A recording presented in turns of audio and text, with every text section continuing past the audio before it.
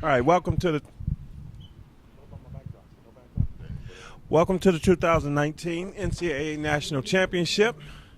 We are looking at the team sitting here before me that came through the play-in round, and now they're getting ready to play for the national championship.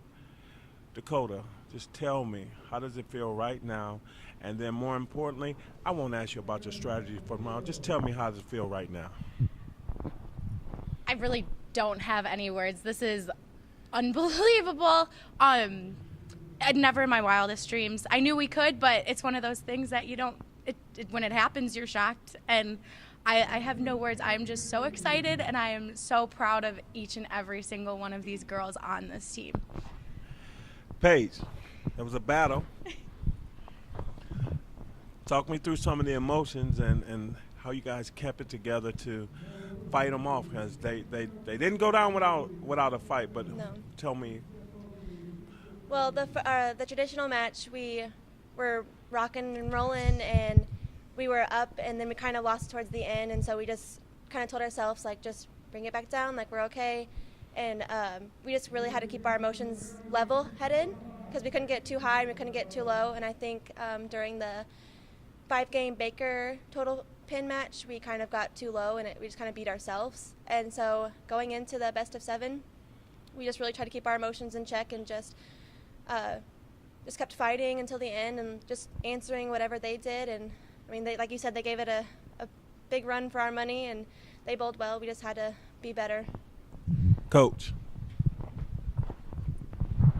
let's go back to the beginning of the year when you assembled this group, fighting through the season, the play-in game. I'm going to give you the whole gamut, and then ultimately right here, right now, knowing that tomorrow you get to sleep in, first of all, and then come back and compete for a national championship. I think that, every year the goal is the same. Is you want to be in this building, you want to have a chance to win the national championship.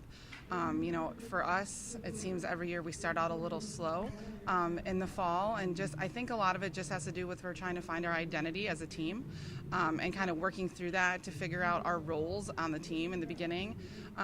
We made a change in our schedule this year, which allowed about 4 weeks of time in the fall to just focus on practice and fundamentals and physical game, and really just to focus on that. In the past, we've kind of done tournaments late, and we decided to do them early and have a block of time where we could just have the girls not worrying about competing and just focusing on their own game.